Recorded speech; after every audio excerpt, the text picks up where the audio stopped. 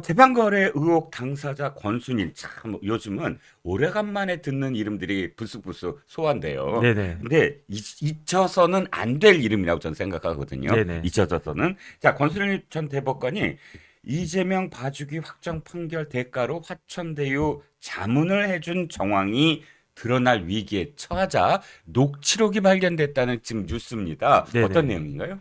그러니까 결국은 이제 권순일 대법관이 네. 대법관직을 마치고 네네. 그리고 난 다음에 사실 조금 에피소드가 있었어요. 어떤 에피소드죠? 어떤 에피소드가 있었냐면 네.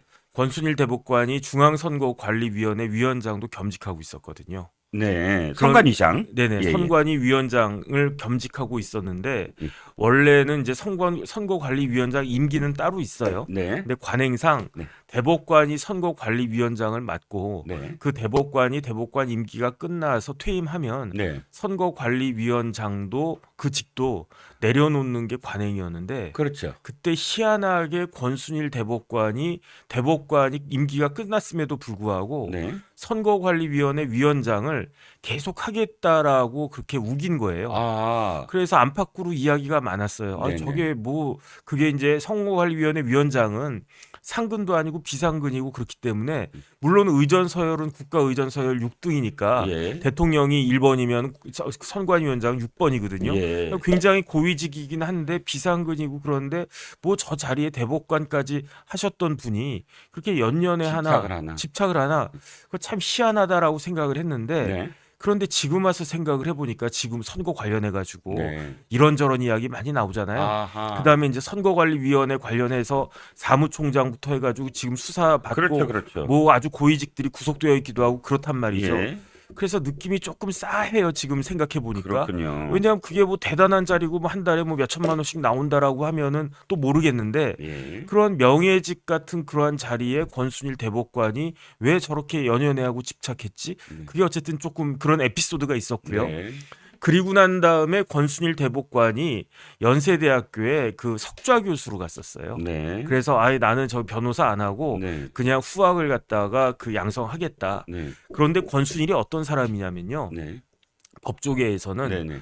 권순일 대법관은 대법관 중에 대법관이라고 했어요. 아, 이건 좋은 의미죠? 그럼요. 어, 그러니까 대법관이 10분이 넘게 계신데 뭐 대법원장도 있고 그런데 대법관이라고 다 똑같은 대법관이냐? 그게 아니잖아요. 네네, 뭐 그렇죠. 평론한다고 다 똑같습니까? 아니죠. 그 이종근 실장님하고 저하고 같습니까? 아, 다르잖아요. 정춘 변호사한테 제가 감히 어떻게 똑같다고 제가 아니 그 생각을 뭐 하겠습니까? 연륜으로 보나 무슨 뭐 정보력으로도 보나 뭐 이종근 따라갈 사람이 제가 봤을 때는 거의 없다라고 저는 생각을 하는데 아, 감사합니다. 그렇게 말씀해 주시니까. 예. 그 대법관들도요, 네네. 판사들도 네. 대법관들을 평가해요, 지들끼리. 아, 그렇죠. 그래가지고 아 이종근 대법관은 뭐 이 정도고, 네. 그 다음에 아 정혁진 뭐 대법관은 이 정도고, 네, 네. 자기들끼리 평가를 하는데 네. 그런데 대법관 중에 대법관이라고 했던 사람이 네. 권순일이었어요. 오. 근데 이거는 단순히 그 판사들이 특히 대법관들을 모시고 있는 판사가 누구냐? 네. 대법원에 있는 재판연구관들이란 네, 말이에요.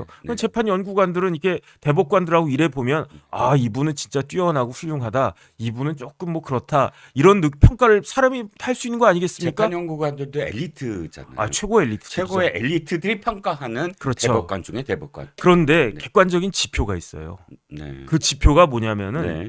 대법관 하면서 네. 전원 합의체 판결을 네. 몇 건이나 만들어내느냐, 네. 그게 객관적으로 그 대법관이 얼마나 뛰어난 사람인지를 음. 보여주는 지표거든요. 어허. 그러니까 네. 대법원에서 전원 합의체 판결을 그 도출해낸다라고 하는 거는 네. 기존에 있는 판례를 바꾸거나 네. 아니면 대법관들 사이에 굉장히 논란이 있는 그러한 그 사건에 대해서 네. 판결을 만들어내는 게 전합 판결이거든요. 네. 네. 그런데 그 대법관 중에는요. 네. 네. 6년 대법관의 임기가 6년인데 네. 이 6년 동안 전원합의체 판결을 한 건도 못 내놓고 퇴임하는 분들도 많아요. 그냥 성적표가 되는군요. 그렇죠. 지표가. 네. 아. 그런데 네.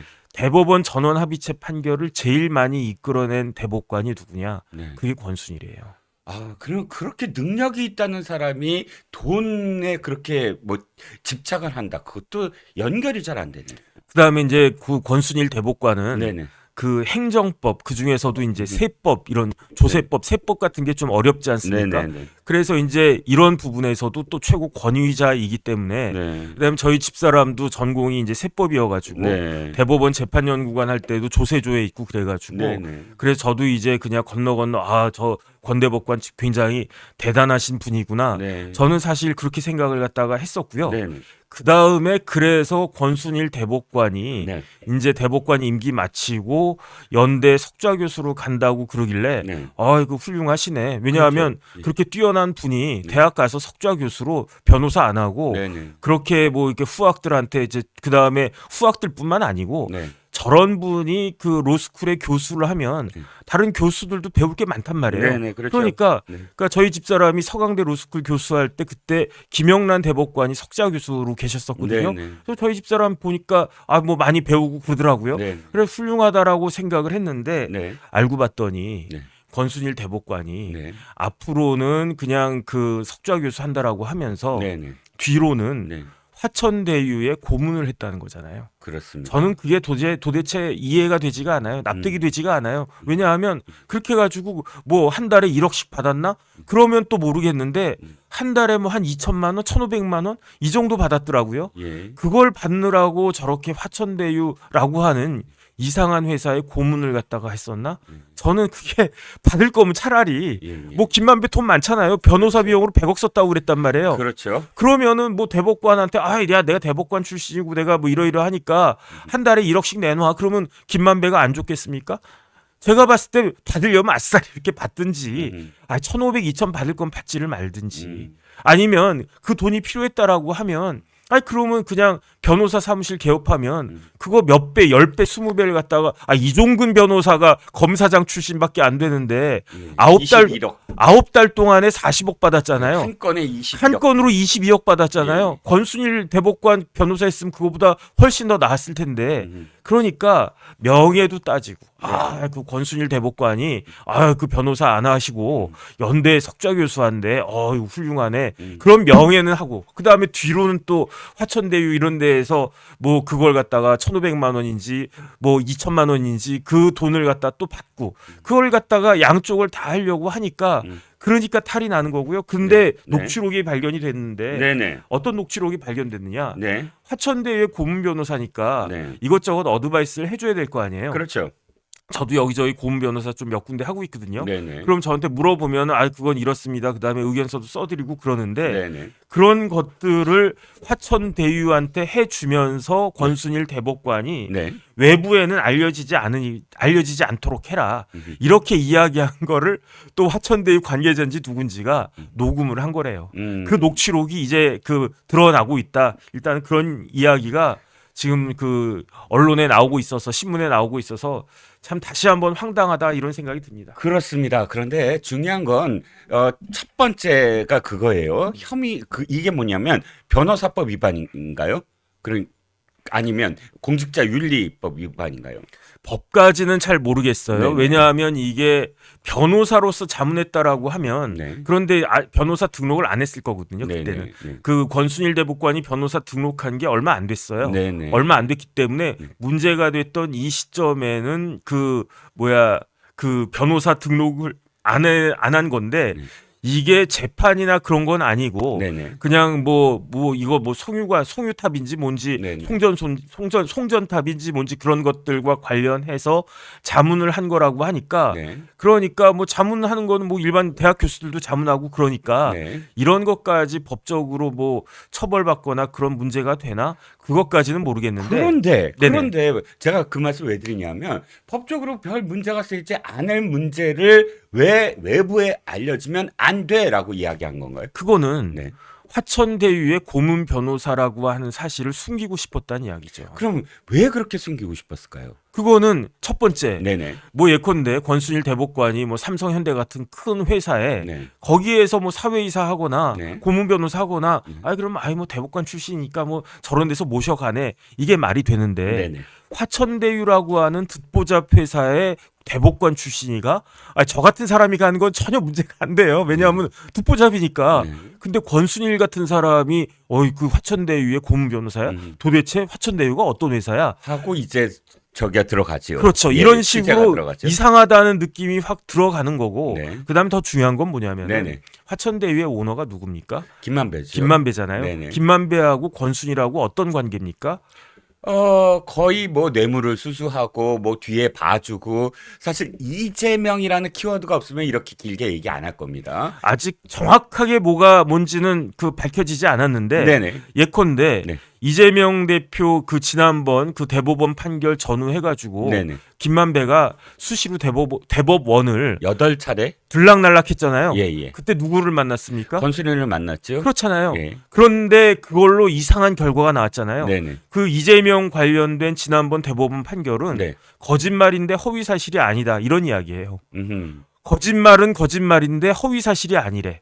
그러니까 이게 이거는 파우치가 아니고 이거는 뭐다 뭐 예컨대 이거는 뭐가 있을까요? 어쨌든 뭐 금덩이다. 네네. 이건 거짓말이잖아요. 그렇죠. 그런데 허위 사실이 아니다. 이런 판결이었단 말이에요. 네네. 그게 말이 되나? 이런 판결이 말이 되나? 네. 어쨌든 그런 판결을 갖다가 썼는데 그 판결이 이상한 판결이 도출되기까지 네. 이상한 사람이 거기 막 들락날락했는데 그 사람이 김만배인데 네. 그 사람이 만든 회사에 그 대법관이라고 한 사람이 고문 변호사가 돼가지고 한 달에 그 뭐 1,500만 원, 2,000만 원씩 이렇게 따박따박 돈을 갖다가 받는데 그 회사를 위해서 의견을 갖다가 자문을 갖다가 해줬다. 이상하잖아요. 그렇죠. 그러니까 이상하기 때문에 그 권순일 대법관이 알려지지 않는 게 좋겠다라고 지금까지는 그 판단이 되고 그다음에 이상한 걸 넘어서 네. 더 뭔가 진짜 불법적인 것들이 있었는지 여부에 대해서는 아직까지는 모르겠는데 네. 그런 것이 없었다라고 장담할 수 없는 굉장히 찝찝함 같은 것들 네. 그런 것들이 지금 남아 있는 거죠. 앙금 같은 게 남아 있는 거죠. 그렇죠. 김만배라는 사람은 제가 좀 압니다. 저도 같은 그룹의 계열사에 네네. 같이 신문 기자를 했고 그런데 그때부터 저는 직접적으로 얘기를 듣지는 않았습니다만 선후배 기자들한테 기자 생활 뭐 얼마나 할 거야 나한테 와 우리 나랑 같이 사업하자 이런 얘기를 하면서 네네. 굉장히 많은 그 뭐랄까 관리를 했다는 거예요. 술도 사주고 용돈 기자들 사이에 후배가 선배한테 용돈 준 사람은 그 사람밖에 없을 거야. 진짜요? 예예. 제가 이 말씀을 왜 드리냐면 네네. 사실은 정학준 변호사가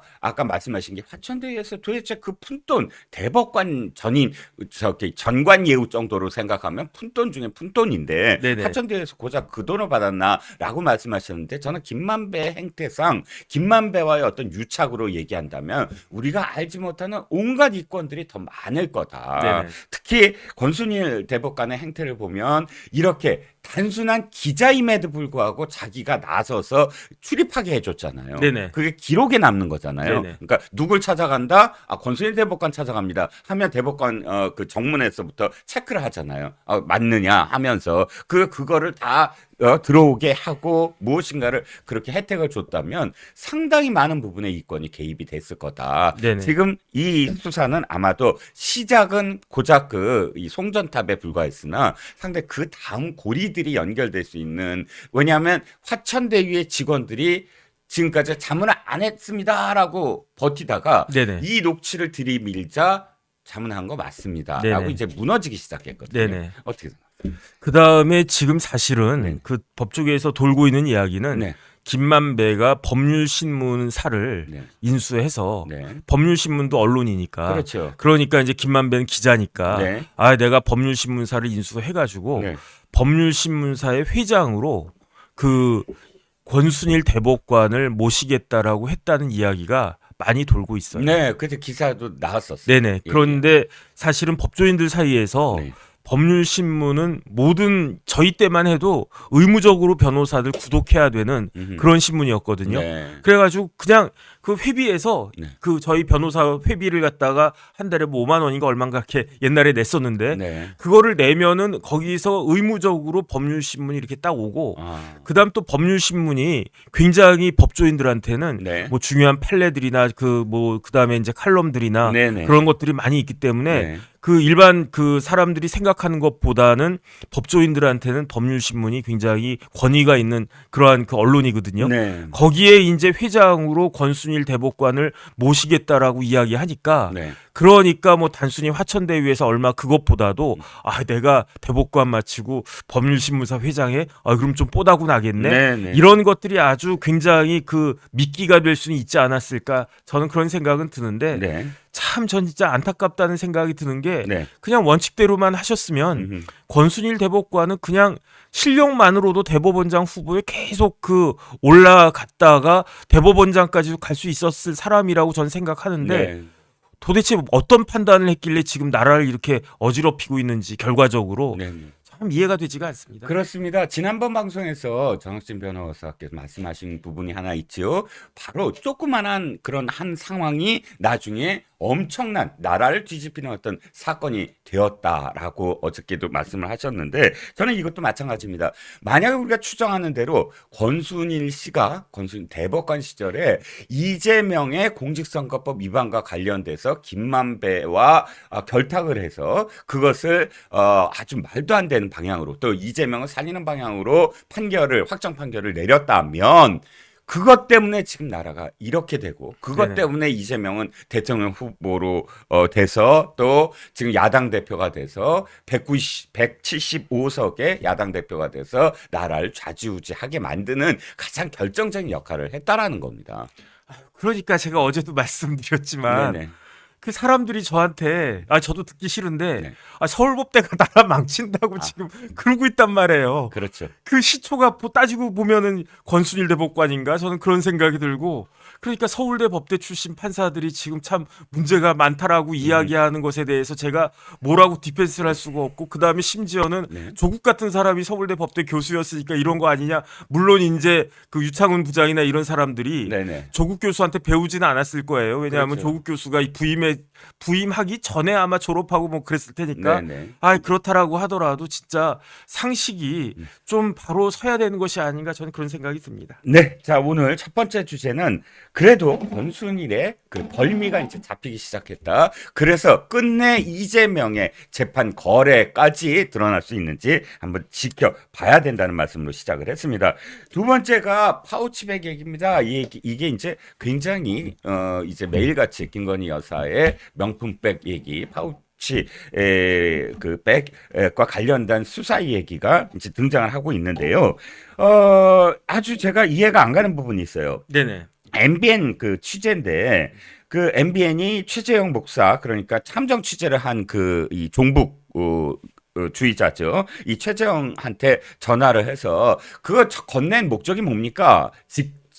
실제로 어떤 대가를 요구한 거 아닙니까? 라고 했더니 아닙니다. 취재를 위해서였습니다. 라고 대답을 한 게 지금 MBN에 보도가 됐어요. 네네. 이해가 안 가는 게 지금 최재형이 이 함정 취재 몰카를 한 이유가 김건희 여사를 덫을 놓은 거잖아요. 네네. 그래갖고 직무 관련성 뭐 대가를 받아서 이 혐의가 인정이 돼야 김건희 여사의 어떤 그런 그 이 비위가 드러나는 방향으로 이렇게 덫을 놓은 건데 아니 그런 게 없었다. 직무 관련성이 아니라 취재를 위해서 그냥 준 거다. 이런 식으로 답변한 이유가 뭐죠?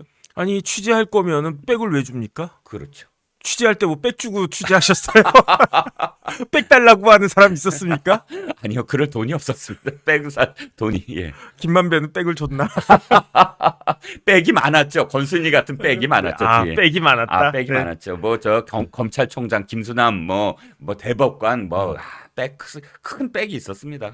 최재형이 왜 직무와 관련성이 없다라고 이야기했냐면요. 네네. 자기가 처벌받기 싫다는 이야기예요. 공여자가 네네. 또 공여자도 사실 저기가 되죠. 재판을 받아야 되잖아요. 그 청탁금지법에 따르면요. 네네. 공여자만 처벌받아요. 오. 그 김건희 여사는 처벌받지 않고요. 아하. 왜냐하면은 어떻게 네. 되어 있냐면 네. 8조 사항에 네. 공직자 배우자는 백을 받으면 안 된다라고 되어 있어요. 받으면 안 된다. 네. 예. 그런데 조건이 있어요. 어떤 조건이요? 어떤 조건이냐면은 네. 공직자의 직무와 관련해서. 네. 그러니까 이게 이해하기 쉽게 제가 풀어드리면은 네네. 영부인은 백을 받으면 안 된다. 네. 명품 백이든 아니면 별거 아닌 그런 백이든지 간에 네. 100만 원 넘어가는 백을 받으면 안 된다. 네. 그런데 모든 백을 받으면 되는 게 안 받아야 되는 게 아니라. 아니고 대통령의 직무와 관련된 백을 받으면 안 된다. 이게 그 청탁금지법 8조 4항의 규정이고요. 네네. 그 다음에 8조 5항에는 뭐라고 되어 있냐면 네. 누구든지 네. 영부인에게 대통령 직무와 관련돼서 백을 주면 안 된다. 네. 이렇게 돼 있어요. 네네. 그런 다음에 이게 청탁금지법 22조로 가면 네. 벌칙 조항이 나오는데 만약에 그 영부인이 백을 받으면 네. 대통령은 신고해야 된다. 네. 누구한테? 대통령에게. 예. 그 사실을 알았을 때부터. 오해하지 마세요. 네네. 공직자라고 돼 있는데 지금 알기 쉽게 대통령이라고 지금 하는 겁니다. 그 다음에 네. 이거 그 백을 받았다고 해서 그 영부인이 처벌받는다는 조항은 없어요. 그런데 네. 22조에 보면 네네. 어떤 조항이 있냐면 네네. 영부인한테 백을 준 사람은 처벌받는다. 아하. 징역 3년 이하나 3천만 원 이하 벌금이다. 중형이네요. 뭐 중형까지는 아닌데 그래도 그래도 백 하나 놓고 왔는데 자기가 징역- 최재형 입장에서 징역 갈 수 있어요. 징역을 받을 수 있다. 예, 징역 갈 수 있어요. 네네. 그런데 아무 백이나 주면 안 되는 게 아니고 네. 대통령의 직무와 관련해서 영부인한테 백을 주면 안 된다는 이야기예요. 네네. 백을 주면은 3년 이하 징역에 처해질 수 있고 네. 거기서 끝나는 게 아니고 네. 이게 그 영부인 그 사무실에 갔었잖아요. 네. 그거는 범죄의 목적으로 들어간 거잖아요. 네네. 그러면 주거침입죄까지 된다고요. 음흠. 그러니까 이렇게 되면은 최재형은 청탁금지법 위반으로 3년 이하 징역에다가 네. 주거침입죄까지 그 걸리기 때문에 그러니까 깜빵하게 생겼거든. 아하. 그런데 여기 이거를 한 방에 끝낼 수 있는 게 뭐냐면은 네. 나 직무와 관련해서 백 준 게 아니다. 네. 그냥 영부인을 사모해서 영부인의 팬이라서 네. 그래서 백을 갖다가 드린 거다. 취재 목적으로 이런 식으로 말을 갖다가 싹 돌리는 거예요. 그 백 줘가지고 나라를 갖다가 막 뒤집어 놓고 특검법이 통과가 뭐 되느니 마느니 지금 막 그 온 나라를 갖다가 들썩들썩 해놓고 그리고 나서 지금 한다는 이야기가 네네. 나는 대통령한테 뭐 부탁하기 위해서 한 게 아니고 음흠. 그야말로 취재 목적으로 한 이걸 갖다 줬을 뿐이다. 그러니까 나를 처벌하지 말아라. 나 수사하지 말아라. 이런 이야기입니다. 나만 살면 돼. 그렇지만 나의 목적은 충분히 달성이 됐어. 왜 김건희 여사와 관련해서 특검법을 이렇게 운이하게 만드는 네네. 결정적인 또 국민들이 바라봤을 때 사실 다른 것들은 다 이 피부에 닿지가 않아요. 도이치모터스 주가 조작도 네네. 지금까지 아무리 지금 민주당이 이야기했더라도 이게 딱 하고 그래? 뭐 그렇다고 해서 무슨 뭐 그 통장 빌려줄 수도 있잖아. 이렇게 생각을 할 수 있는데 명품백은 다 이 국민들이 느끼는 게 조금 다르거든요. 백 놓고 왔어? 아니 몇백만 원? 이걸 아직도 그렇게 믿고 있어요. 아니 그래서 예. 제가 여러 군데 이제 방송 나갈 때마다 네네. 법 규정 들어가면서 네. 8조 4항이 그렇고 네. 22조 1항 2호가 그렇고 막 이야기를 갖다가 한단 말이에요. 네네. 그러면 사람들이 이제 다 알아들어 주세요. 예. 다 이제 그래 그런가 보다. 예. 그런데 백 받았잖아. 예. 이렇게 이야기해 버리면은 할 말은 없어요. 예, 예. 왜냐하면 알았어. 무슨 말인지 알았어. 그러면은 영부인이 처벌은 안 받는 거네. 그런데 백은 받았잖아. 300만 원짜리 파우치는 받았잖아. 그건 사실이잖아. 예. 그러니까 요번에 대통령도 그 뭐 영부인에 대해서 예, 예. 무슨 현명하지 않은 그런 처사였다라고 했나요? 뭐 어쨌든 예. 그런 식으로 애둘러 이제 사과를 하셨던 것 같은데, 근데 저는 객관적으로는 네네. 가장 큰 문제는 뭐냐? 네네. 저는 뭐가 가장 큰 문제다라고 생각하냐면 네. 뭐 또 그까짓이라고 하면 야 이게 뭐 300만 원짜리가 그까짓이냐 뭐 이렇게 이야기를 갖다가 하니까 네. 어쨌든 저는 이러한 파우치를 받은 것보다 더 큰 문제가 뭐냐면은 네. 영부인이 네. 최재형이라고 하는 사람을 만났다라고 하는 게 네. 가장 큰 문제라고 생각하는 게 제가 네. 최재형이 도대체 어떤 사람이야 해가지고 찾아봤거든요. 네네. 어떤 사람인지 찾아봤더니 네. 이 사람이 미국에 건너가가지고 네네. 미국에서 NK비전 2020이라고 하는 그 단체를 설립을 했는데 네. 그 단체가 완전 종북 단체예요. 맞습니다. 완전 종북 단체고 네. 그 사람이 뭐라고 이야기했냐면은 북한의 헌법은 종교의 자유를 목사예요. 네네. 직업이 목사인데 박사학위도 받았어요. 어디지? 미국의 미주 총신대학교 대학원에서 목회학 석사도 받고 그 다음에 풀러신학교에서 박사도 받고 네. 이랬다라고 하는 사람이 북한은 종교의 자유가 있는 나라다. 그 다음에 북한의 후계자는 혈통에 의한 세습이 아니래. 그래가지고 그렇게 그러면 실제로 그 혈통이 아닌가 보죠. 남남인가 보죠. 상대가. 그래서 저도 김일성이 불륜이야 그러면은 김정일한테 출생의 비밀이 있어? 김정은도 출생의 비밀이 있어? 아니 북한이 그걸 놔두나요 이 목사를? 이렇게 어디다 생각을 지금, 갖다가 했는데 예. 혈통에 의한 세습이 아니고 그럼요. 끝까지 읽어봐라 이거예요. 예, 뭐냐면은 예. 수령으로서의 자질과 인품이 되기 때문에 경사났네. 인민에 의해서 추대되고 수령에 의해서 낙점이 된 거다. 이게 그 정도면 병이 아주 심각한 병인데요. 제가 봤을 때 이 사람은 거의 뭐 간첩 수준 아닌가? 그렇죠. 저는 그 다음에 국적이 미국인이에요.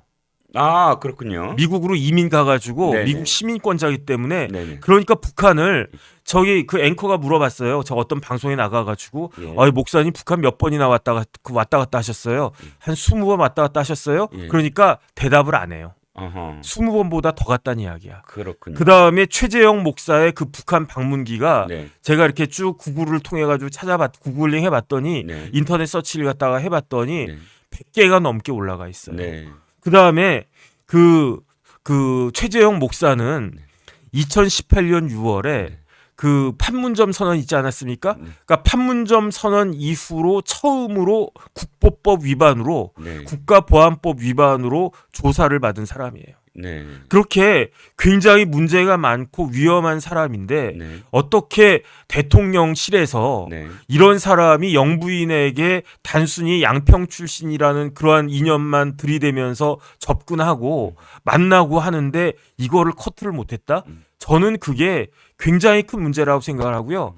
대통령이 사과하셔야 될 부분은 영부인이 뭐 파우치를 갖다 받았니 마느니 이거 떠나가지고 네. 어떻게 최재형이라고 하는 사람이 대통령실을 더군다나 영부인을 그냥 마음대로 만날 수 있게 이렇게 그 시스템이 되어 있었는지 네. 물론 이게 2022년 9월 달이긴 하지만 그렇죠. 아파트였죠. 그 2022년 9월 달이면은 대통령 취임한 지 한 4개월 정도밖에 안 되는 그런 시점이긴 하지만 관저가 아직 마련이 안 된 그렇죠. 상황이죠. 아직 그 관저로 이사간 건 11월 달이었으니까 그래도 저 같은 사람 봤을 때는 네. 야, 최재형 같은 거의 제 눈에는 준 간첩같이 보이는 사람이 이렇게 영부인을 갖다 마구자루비 만나면서 거기에다가 뭐 이런 시계 같은 걸 이런 거 녹화해가지고 나라를 갖다가 들썩들썩하게 만들어 저는 이 부분에 대해서 진짜로 참 큰 문제의식을 가져야 된다는 생각이 들었습니다. 그렇습니다. 아까 말씀하셨듯이 진보 쪽에서는 이렇게 얘기합니다. 근데 왜 받았어? 이렇게 얘기해서 그 다음에 할 말이 없게 만들고요. 사실 보수 쪽에서 근데 왜 그런 사람을 만났어? 라고 해서 사실 거기서도 대답하기가 참 힘든 그런 양쪽의 어떤 사건이죠. 자, 그런데 네네. 오늘 또 MBC 쪽 보도라 이게 좀 인용하기가 좀 껄끄럽긴 하지만 MBC 쪽에서 보도를 이렇게 했습니다. 검찰이 마침내 건희 여사와 관련돼서 방문이나 서면 조사가 아니라 소환할 방침을 세웠다. 이렇게 지금 보도를 했습니다. 거꾸로 이게 소환하라는 어떤 압박인지는 모르겠지만 네네. 어쨌든 검찰 쪽을 인용을 해서 이런 기사가 나왔으니 여쭤봅니다. 검찰이 만약 이렇게 소환 방침을 세웠다면 방문이나 네네. 서면이 아니라 왜 그랬을까요? 그거는 원칙이죠. 음흠. 원래 검찰이 수사하는 게 소환하는 게 원칙이지 그 조사하는 방식은 크게 세 가지가 있을 수 있는데요. 네. 첫 번째가 소환하는 거. 검찰청으로 들어오세요. 네네. 그 노무현 전 대통령 그 버스 타고 그 봉하마을에서 검찰청까지 올라왔었잖아요. 그렇죠. 그게 소환 조사란 말이에요. 네. 두 번째는 뭐 호텔이든지 아니면은 대통령 그 관저든지 네네. 그런 데로 담당 저희 검사하고 수사관이 가서 네. 거기서 수사를 해도 돼요. 네. 왜냐하면 그 뭐 수사한 것과 관련해 가지고 꼭 장소 검찰청에서만 해야 된다 이런 규정은 없는 거니까. 옛날에 이명박 대통령이 네네. 당선되고 나서 네네. 그 방문 특검이 방문 수사를 했죠. 방문 조사를 했죠. 뭐 그렇게 할 수도 있는 예, 거고 그 다음에 마지막으로는 네. 서면 조사를 하면 돼요. 네. 그래서 이재명 대표도 서면 조사 받았었어요. 예. 언제 성남 FC 관련해가지고 네. 그때 박은정 지청장이 막 그 성남 FC 사건 막 뭉개고 그랬을 때 그때 그 경찰서에서 이재명 대표 그냥 서면으로만 조사하고 그리고 혐의 없다 그랬다가 그것을 그 고발인들이 이의 신청해가지고 검찰청 성남지청으로 와가지고 그때 이제 제대로 문제가 되기 시작했었는데 네. 그 사건을 당시 성남지청장이었던 박은정 당선인이 뭉갰었단 말이죠. 네네. 그러니까 이재명 대표도 서면 조사 받은 적이 있었어요. 네. 그러니까 어떤 식으로 조사를 할 것인지는 그거는 검찰의 재량이지. 그러니까 담당 검사가 어떻게 하는 게 좋을지는 뭐 알아서 그 처리할 건데 네. 그런데 원칙은 소환해서 그 검찰청으로 오세요, 들어오세요라고 하는 게 그게 이제 원칙인 거죠. 네. 그 다음에 뭐 이재명 대표도 뭐 그때 성남 FC 사건은 서면 조사 받았지만 네. 이번 최근에 그 뭐 벌써 작년, 재작년 막 이렇게 됐네요. 네네. 그때는 이제 뭐 성남도 가고 뭐 중앙도 가고 이렇게 그 소환 조사를 갖다가 받았으니까 어쨌든 검찰이 어떤 식의 조사 방식을 할지는 네. 지켜봐야 될 거 아닌가 저는 그런 생각은 듭니다. 네, 그렇습니다. 자, 마지막으로 지금 서초동 네네. 서초동 이야기는 하나만 더 다루죠. 어저께 저희 멸콩 라이브에서 정변과 제가 좀 긴 시간 할애를 해서 했던 장시호 관련된 그 후속 기사가 나왔어요. 제가 소개를 짧게 드립니다. 검사가 마침내 이게 원래 장경태 최고위원이 자기가 녹취록을 푼 게 아니라 왜 그렇잖아. 협업하잖아요. 제가 네네. 보기엔 협업에 의혹이 있습니다. 더 탐사 뭐 이런 인터넷 매체가 이걸 터뜨리고 그걸 갖고 와서 최고위원이 이제 최고위를 통해서 공개를 했는데 이 검사가 두 개 매체 이걸 공개한 두 개 매체에 민형사상 소송을 제기했고요. 그리고 또 한 가지가 장시호 씨가 내가 지금 그 지인한테 한 말은 사실이 아니다라고 부인을 공식적으로 했다고 합니다. 네네. 어떻게 생각하세요? 이건 뭐 당연한 거죠. 왜냐하면 네. 그 뭐 담당 검사가 김 검사라고 그러던데 네.